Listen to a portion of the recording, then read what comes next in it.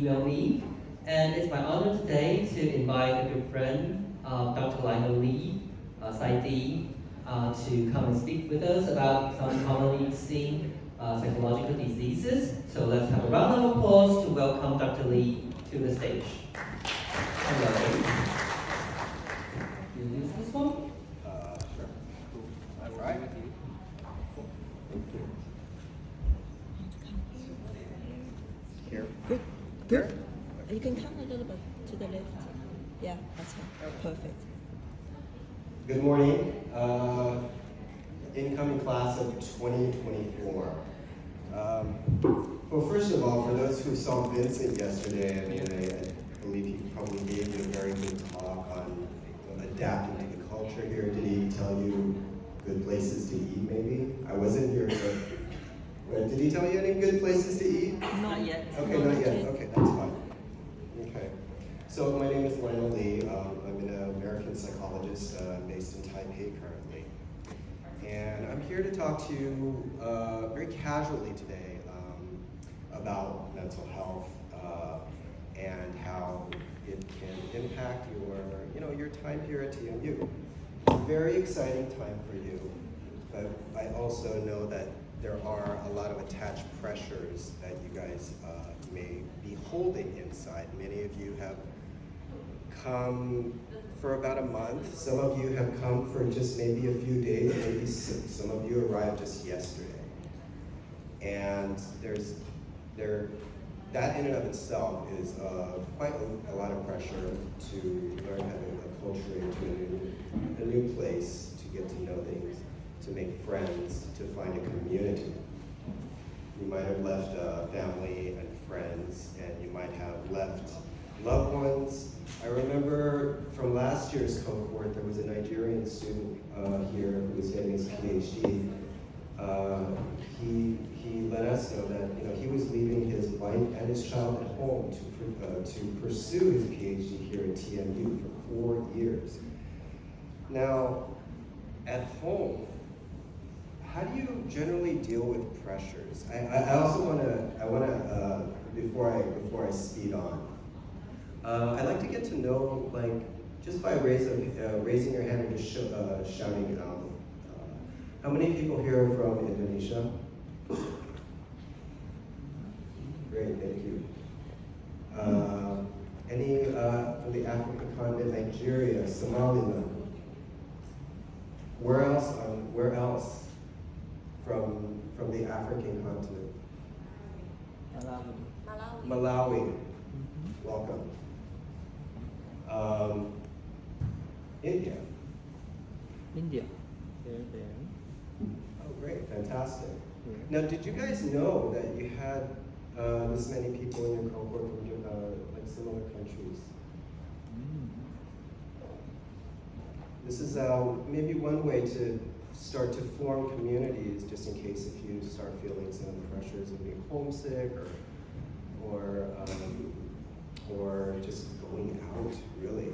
But also to remember just to not just keep within yourself, but to expand out. Vietnam? A lot. Whoa. A lot. Very cool. Who else am I missing? Where else is everybody from? We have Philippines. Philippines. Yes. We have Thai. Philippines, Thailand, Yep. Thai, Korean, Myanmar. Myanmar. Yeah, Myanmar. Wow. Cool. Oh, wow. Wow, a lot. That's a lot. Korea? Korea was 2 yesterday. One person from Korea. Yeah, right. Well, he's from the States. Really? Who? Korean American. Yeah. Awesome. Welcome. Long flight. Yes. Okay. Now, how many of you, from last year I remember that in many of the countries where the students came from, the idea of counseling is known, they know about it, but they never really experienced it. Is that the case with most people here? How many people don't know what counseling or psychotherapy is. And does anybody have any idea of maybe even what you watch on TV or movies? I see somebody smiling, so can I ask? What is your experience of counseling or psychotherapy?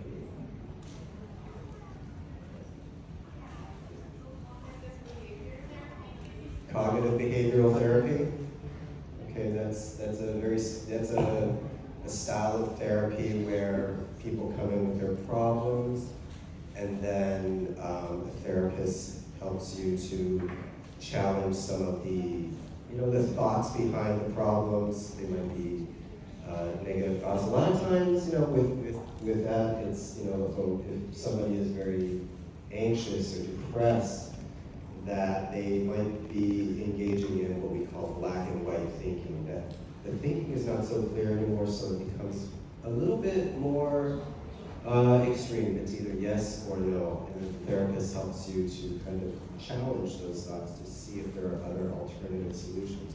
Anybody else have any experience, or I don't know, TV, movies, watching a therapy session? What's your favorite show with a therapist in it, or therapy?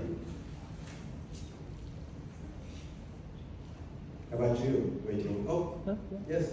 Yeah. I've had multiple sessions. You've had multiple sessions. Well, thanks for sharing that. Student counseling, cognitive behavioral therapists, psychiatric nurse, psychiatrist. Mm-hmm. Okay. And how was it for you? I mean, first of all, thank you for sharing this. I mean, I know that this is information Difficult. that is a lot of times very difficult to talk about. When we have problems, we generally want to keep them to ourselves, and we don't know who to turn to. We don't want to burden our friends too much because we're afraid that they'll get sick of us and maybe stop being our friends. But for you, how did you find being in therapy? It's actually helped. It's been good. Mm-hmm. It was helpful. Yeah, it has been helpful. Really?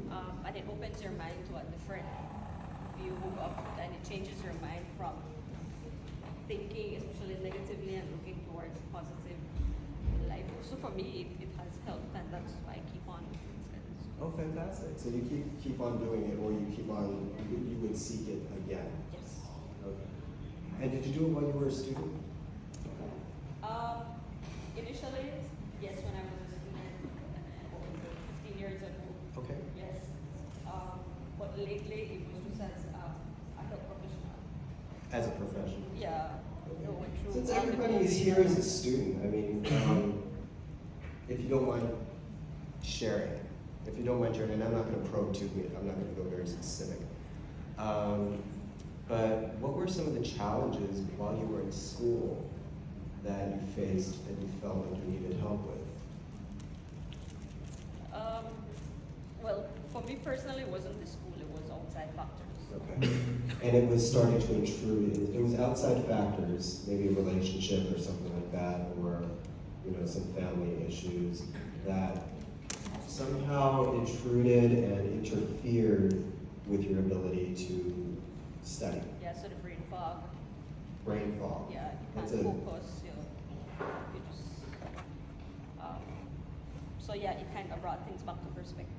brought things back into perspective for you. Brain fog, because things got really difficult it became difficult to concentrate because maybe your mind was just focused on the problem and it just went in your head over and over and over and over and over again, and it was just impossible to get out of.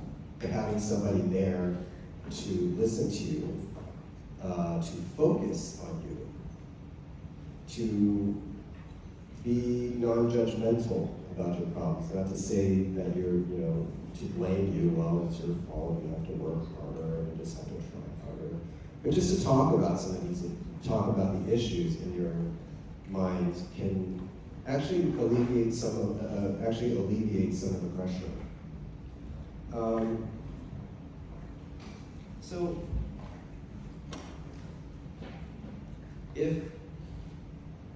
this is is out of my curiosity, especially from last year, from the various countries that you come from. If you know about therapy, what are some of the reasons that maybe it wasn't, that you might not have sought it out? Was stigma? I heard stigma. Stigma. What country? You're from? Indonesia.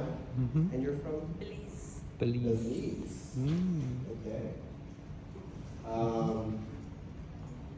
Anybody else about stigma? And can you help me to describe what that is? It's a viewpoint that most people have towards people who do take therapy. Okay. Yeah. People see those doing therapy as being weak, and especially with males in our country, if they seek medical or mental health, it's a sign of weakness. Yes. Yes. A lot of Latin American countries, males are supposed to be strong. I think the word machismo. Sometimes I've heard that. I'm from Los Angeles, so. And most of it is, it doesn't matter for what reason you seek counseling. They automatically, yes, it's mental health, but they automatically link it to you being crazy You or being you crazy. having, yeah. Mhm.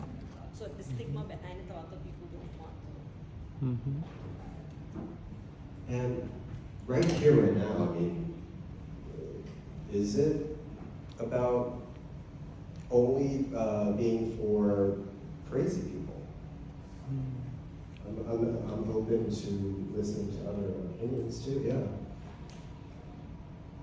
It's a difficult. Sometimes it's a difficult thing because it's like this is one of the big barriers that keeps us from accessing these services. Some of it also might be we don't know where to find it in your home countries.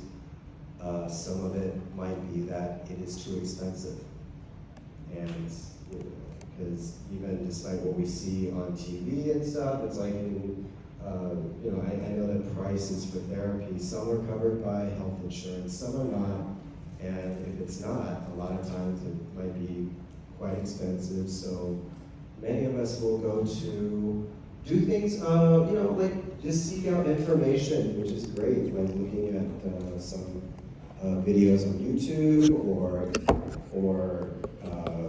just going to talk with friends, finding comfort in our religion. And these are all really great things. So therapy is simply just an option. And what is it in three or 4 points? It's a one-on-one relationship, you and a therapist. Number 2, it is focused on you. The therapist will only be talking about you. It's not like a friendship or something. It is all focused just on you. Number 3 is the most critical, I think. It's a safe space. And it's a confidential space. In many countries, including Taiwan, I think. Mm, definitely. Yeah, 100% yeah, confidential. This is a private medical record, and you are free to share whatever is on your mind without feeling as if it's going to go outside the room. So if that sounds good to you and you'd like to try it, I would highly, highly encourage you. Okay, so the point of the talk, I think today, was to talk about what are the most common psychological conditions or issues that are seen in the office. And I'm going to call up Vincent here too. Hi. Because Vincent's a therapist. You are too? I'm a therapist as well, but I wanted to call up Vincent to see what is it in Taiwan, specifically for the international student population here. I see. The most commonly seen might be anxiety.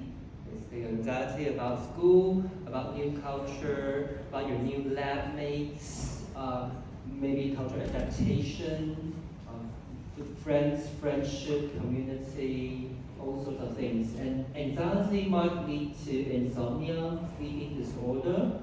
So some people are experiencing sleep disorder due to stress. Also, we have mild depression to major depression, and then we have bipolar that I have experienced. So bipolar 1 and 2 both. Okay. I'm going to agree with that. I mean, most of the clients that I've seen, particularly in the college and graduate school populations, is anxiety and depression. Everybody knows what anxiety is, right? For the most part, it is a constant worry and an inability to control the worry. You might be asking yourself, I mean, for students, if there's a lot of pressure regarding school. What if I'm not good enough? What if I didn't study hard enough? What if I can't pass my test? All these what-if questions that keep going and going and going, and they race, and then hard to control, and that's called the snowball effect. And depression. In a nutshell, sadness, uncontrollable sadness, and it may hold us hostage. Let me just say this: it's like all of us all have anxiety, and all of us get sad at some points, which is okay. The type that I'm talking about is more about when it becomes very hard to control, and a good benchmark for these two conditions is if it lasts for 2 weeks, every day, for most of the day, then if you find yourself in that position, or if you see somebody in that position, you might want to seek help through psychotherapy and through the counseling center. And we have the affiliated hospital, so we can always seek help with medication. And the director of our center is also a psychiatrist in the hospital, Dr. Hong Shan. So we work together as a group to provide a very holistic care. Yes, that's often the best way to approach it. But sometimes, if it's like you have maybe some beliefs against medication, go try the psychotherapy, which is fine. Often the combination between medication and therapy at the same time, what they call conjunctive therapy, is highly effective, particularly for depressive disorders.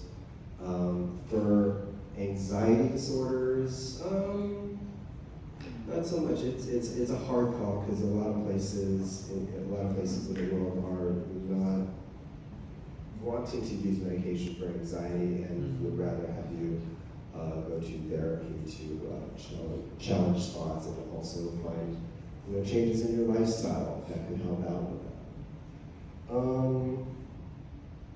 So let me see. First of all, I'd like to see if there are any questions to ask. There was another part I wanted to do. I don't know how much time we have now. About half. Oh. Yeah, okay. You know what? I wanted to do something where it was like, because, for me, anxiety and depression often manifest themselves in different ways in different countries, in a lot of Asian populations where it's not so, it's not socially acceptable to talk about pain. These things might come out in things like stomach aches, headaches, muscle tension. You're nodding your head. Is it something that you've experienced in your from your knees? Yeah. Okay, and then Stomach, you will always want to stick the abdominal cramps, or use the bathroom, you're nervous, shaky. yeah. And sometimes we might just think that those things are just like, oh, it's something I ate. Yeah, I did the whole gastroenterology examination and there was nothing wrong. Oh wow, okay, yeah, and sometimes it'll go there. It's like where you'll have these symptoms, maybe panic, you know, where your heart races and you feel like you're going to die, and Yeah. your chest feels, you know, it feels like it's going to cave in, Yeah. you know, and then you go to the emergency room thinking you're having a heart attack at age 16, and they say nothing's wrong with you. You know, these are other manifestations. Does anybody else have any kind of, you know, with regard to just those two, anxiety or depression, that you may believe that is specific to your culture, your country, Mm. region? Anything? Well, if I had experience with basic insomnia and maybe suicidal ideations, wanting to kill ourselves or wanting to hide away from everybody, Yeah. staying in a room, Yes. not leaving your room for 7 days. Yes. Yeah, or Losing weight or losing gaining weight, Yeah. like significantly, those are signs of depression. Yeah. Um, And stress. yeah, stress. Yeah. By the way, I think we're going to do a talk on. Yes. Okay, yeah, we're going to be doing a longer talk next week. Up to you. Oh, up to me? Yeah. Okay. We can have it anytime. Okay. There will be an extension of today's orientation in a more in-depth workshop, also conducted by Dr. Lee in the near future. Yeah. So you're all invited to come and speak. Yeah. The summary of kind of like the talk will be about like how anxiety can work for you, you know, in your studies and your performance. But when it becomes too much and it becomes and stress kind of overtakes your body and your mind, and you know, having and recognizing the signs about it. But yeah, is anxiety all bad? No, it's not. Absolutely not. It can work for you. It can put you in, I don't know, some people call it the flow state, where you actually start to perform better. You know, it's been shown in athletes and students and, you know, and others. But also to start to talk about, you know, when things really go wrong and we slide into a depression with, you know, some of the, what Vincent had mentioned about suicidal ideations, thinking about it, and then how very, very stuck like a person can get. Yeah. Does anybody have any questions? Yeah. I mean, yes, sure. Can you? So I work in healthcare, Yes. and sometimes some of my colleagues or some of my patients would come to me to basically confess some of their bad thoughts and stuff. But from where I come from, we really don't have these services to support those kind of situations. Myanmar, right? Yeah, and there's quite a lot of stuff going on. So I have people who come to me saying that they are contemplating suicide and they are experiencing severe insomnia. So what can I do for those people? What position do you hold in healthcare? What do you do? I'm a dentist, so most of the time what I can offer is a safe space, a private space, and just an ear to listen to. Perfect. But we don't have those services that I can refer to them, so they can have professional help, they can receive professional help. In that case, I mean, what you're doing is incredible. I mean, it's awfully, it's just incredibly healing just to be listened to not be talked at, you know, but just listening and just being there with them. And in terms of suggestions, in the case of this, where there may not be therapists available,